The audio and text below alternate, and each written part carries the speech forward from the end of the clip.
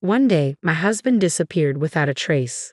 It was only several days later that I found out he had run off with my sister. 12 years have passed since then. After a long silence, my husband contacted me with an audacious demand. I'm coming home with my new wife. You are in the way. Leave my parents' house. Apparently, he doesn't want to see me, who is still living with his parents. 12 years after eloping, the dust settled, he probably plans to bring my sister home as his new wife. But they don't know. They don't know how much the feelings of the entire family, including mine, have changed in these 12 years. My name is Sophia. I'm 27 years old. I majored in design in college, and after graduation, I joined a web production company. While leading an ordinary working life, I met my husband, John, when I was 25. He worked in sales at the company, and due to the nature of his job, he was very friendly. Attracted by his approachable demeanor, we dated for a year and got married the following year. Upon registering our marriage, we started living with his parents, and I quit the web production company to work as a freelance designer. I chose to work from home, supporting my husband's life while doing house chores. At first, there were hardly any jobs and the income was unstable. However, lately I have been receiving projects from various places and earning a sufficient income. I work at my own pace and prioritize my family first. In the morning and evening, I eat with my husband and in-laws, and before going to bed, I enjoy some quality time with my husband. I was very satisfied with my current life. However, at some point, my once kind husband began to change little by little. The trigger was 2 months ago when my income surpassed my previous salary. I was so happy to reach my target that I was restless all day. I couldn't wait to tell my husband. I was sure he would be happy too. I rushed to the entrance as soon as my husband came home and told him the good news with a beaming face. John, guess what? My income last month exceeded my old company's salary. Really? That can't be true. Your company paid pretty well, right? Yes, but surprisingly, that was always my goal, and my wish finally came true. Oh, is that so? Is that all? What would you prefer if I said, well, congratulations? My husband was unusually sullen and sarcastic. I couldn't understand why he was so upset, so I asked him directly. Hey John, are you hungry? I thought you'd be happy for me. Huh, why would I be happy? It's not like my salary has increased. Well, that's true, but isn't a wife's joy also a husband's joy? What's that supposed to mean? I'm not one of those cheerful guys. Don't lump me in with them. John. From that day on, his attitude became more and more indifferent. Our everyday conversations diminished, and it was always me who greeted him with good morning and good night. Even though we've only been married for a year, our marriage is far from a happy one. His parents, with whom we live, began to notice our strained relationship, but out of consideration, they said nothing. 2 months later, our relationship remained unchanged. Although we ate our meals at the same time, there was hardly any conversation. He would change the TV channel I was watching without a word and eat the food I bought without asking. If I objected, his response was always amplified, so I maintained my silence. One day, amidst those tense days, my mother-in-law started a conversation with an anxious look on her face as I was cleaning the house. Sophia, are you okay? Huh? What do you mean by okay? Oh, well, when you first got married, you used to go out with my son a lot, but lately there is none of that, right? Not only that, but it seems like there is hardly any conversation either. Well, that's true. It's strange, isn't it? You've only been married for a year. I forced a smile, not wanting to worry my mother-in-law. However, it seems she saw right through me. She looked straight at me with a serious expression. If you don't want to talk about it, I won't force you, but I'm worried about you. Lately, it seems like you're just putting on a brave face. Putting on a brave face. I'm not doing anything like that. Your father-in-law has noticed too. Both of us are worried that you are pushing yourself too hard. Mother-in-law. At the end of the day, I might be the one to blame for upsetting my husband over the issue of income. But on the other hand, I felt a bit lonely that he couldn't rejoice in my success. The fact that my in-laws noticed my struggle and showed concern made me so happy I almost cried. I decided to tell my mother-in-law the whole story. After hearing everything, my mother-in-law rubbed my back and spoke apologetically. I didn't know such a thing happened. I'm sorry. He is not good as a man if he can't honestly celebrate the hard work of someone he loves. It's my fault. I assumed without asking that John would be happy about my success. It's nothing for you to worry about, Sophia. But if we interfere, things might get more complicated. Complicated. I didn't mean to. That's why I think you two should have a proper discussion about this. Do you think you can do it? Yes, I'll be fine. Thank you for listening, mother-in-law. My mother-in-law gave me a warm smile and gently stroked my head. My in-laws treated me just like their own daughter, and they were my salvation from the bottom of my heart. Taking my mother-in-law's advice, I decided to have a proper talk with my husband. That night, after my in-laws had gone to bed, I waited for him to come home. But no matter how many hours passed, there was no sign of him. Normally, he would be home by 10 p.m. at the latest, but it was already past 11 p.m. Why is he so late? I wondered, growing more anxious with each passing minute. There was no reply to my messages either. Could something have happened? Worried, I called him several times, but there was no response, only the sound of the phone ringing. After worrying and waiting for an hour, it was past midnight when he finally came home.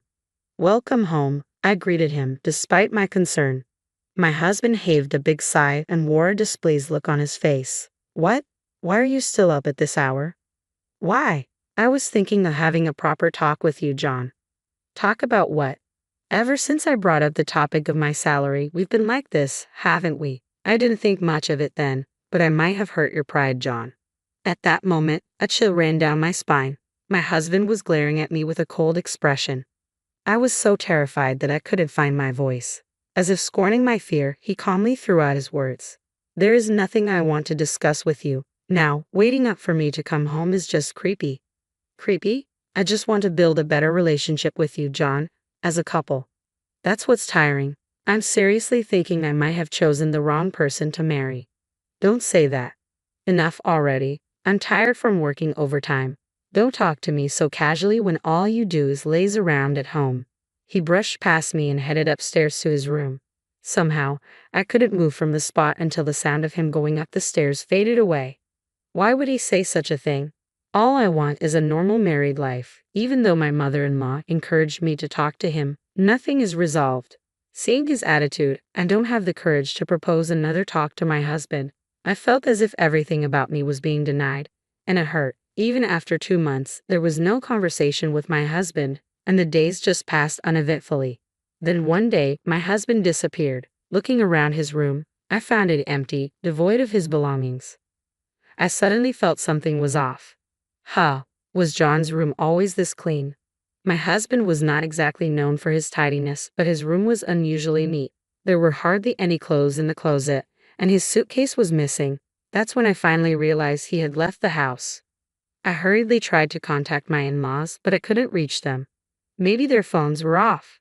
Just as I was panicking, not knowing what to do, I got a call from my younger sister, Isabella. "Ah, big sis, it's been a while." "Isabella, sorry, I can't talk right now." "Your husband, he's not there, is he?" "What? How do you know that?" "Because I'm with your husband right now." "What are you talking about?" "At first, it really was a coincidence. I randomly met your husband at a bar. We had a drink together, and I heard things were not going well between you two." "Isabella, don't tell me." "I'm dating your husband. We're going far away to get married, so don't get in our way."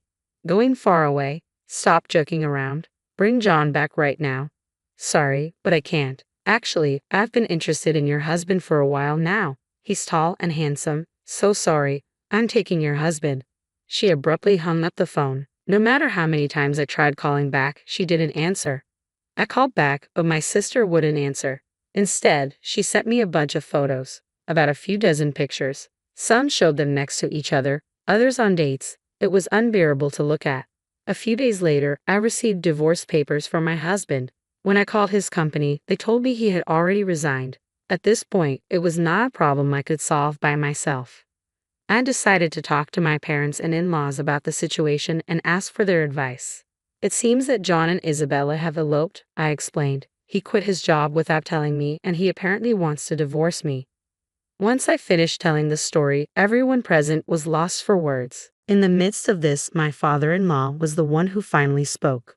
"Sophia, I'm deeply sorry about my foolish son. I don't expect you to forgive him, and you don't have to." "Father-in-law, I don't know how to say this, but I can't forgive Isabella either. To me, you were like a daughter, Sophia. I can't forgive them for hurting my precious daughter." At those words from my father-in-law, Both my mother-in-law and my own parents nodded in agreement. It was at that moment that all of us changed our opinion of them by 100 degrees. Apparently, my in-laws had been considering moving due to the aging of their house. "We don't want to have anything to do with him anymore," they said. With this incident, they decided to move and keep their new location secret from their son. On the other hand, my parents decided to cut ties with my sister. Even if she were to come back, we would treat her as a stranger and never allow her in the house again. "Someone without morals who would steal her sister's husband is no longer our daughter," my father and mother declared. I decided to take this opportunity to move back to my parents' house. I demanded alimony from my husband and sister as a condition for submitting the divorce papers. "I'll pay that much if I can get the divorce," my husband responded. Shortly after, several million in alimony was swiftly transferred into my account. With that exchange, I completely cut ties with my husband and Isabella. It's been 12 years since the divorce, and a lot has happened since then. My in-laws bought an apartment, demolished their house, and sold the land. As a web designer, I've gained significant recognition, and my annual income is now incomparable to what it used to be. Thanks to that, I've been able to go on regular trips with my parents and live a fulfilling life. One day, while I was busy with work, my smartphone rang. Thinking it was a work-related call, I answered without checking the screen, but that one call brought back unpleasant memories. "It's been a while, Sophia. How have you been?" "John, I'm glad you still remember your ex-husband's voice." His tone was as condescending as ever. "What do you want? It's been 12 years since we divorced and now you contact me." He let out an unpleasant chuckle. "Well, you see you're in the way, so could you leave the house within 10 minutes? "Huh? What are you talking about? We're strapped for cash, so we're on our way over there. I'm bringing my wife home, so you need to leave my parents' house." It seems he still assumes that I'm living with his parents. After 12 years, he believes that enough time has passed for him and Isabella to be accepted. In the background, I could hear my sister agreeing with him. "Yeah, get out. These guys really don't know anything. Do they think they will be forgiven just because 12 years have passed? The world is not that forgiving." I took a deep breath, gathering my resolve, and told them, "Feel free to come back. I am no longer at your parents' house." "Really? Did you get kicked out by my dad or something?" John's voice sounded shaky and anxious, as if they had just arrived at where his parents' house used to be. "What the hell is this?" he cried out in anguish. I continued mercilessly. "Right after you two eloped, we decided to cut ties with you. Your parents moved away a long time ago, and my parents disowned the woman with you. In other words, there is no place for you to return to." "That's a joke, right? I can't believe it," John protested. "Believe it or not, it's up to you. Neither your parents nor mine consider you family anymore. You're not worth being family with, scamming and trampling over people's feelings." "That's terrible. We're family, aren't we?" "Who trampled over the feelings of that family? Don't ever contact me again. I'm not going to let you interfere in my life anymore." I hung up the phone after finishing my words and blocked their contact. This time, I had finally severed the last ties.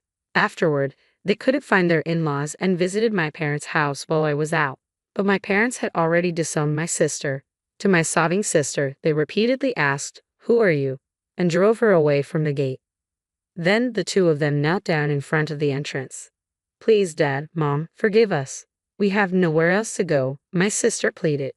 Upon hearing her plea, John also joined in. "I beg you, our family home is gone. We have nowhere to go back to." "You are no longer family or anything else," my father declared firmly. "Get out." Persisting in their plea, they became a nuisance and my father eventually called the police to remove them. Since then, they haven't been seen. Jobless and desperate, they begged their friends for money. However, their reputation had already spread, and no one was willing to help. In any case, survival in their hometown became almost impossible. They had no choice but to struggle from scratch in an unfamiliar land. However, they brought this upon themselves. They sowed the seeds of their own destruction, and I hope they live with regret for the sins they have committed. Neither my parents nor I will ever entertain the thought of seeing them again.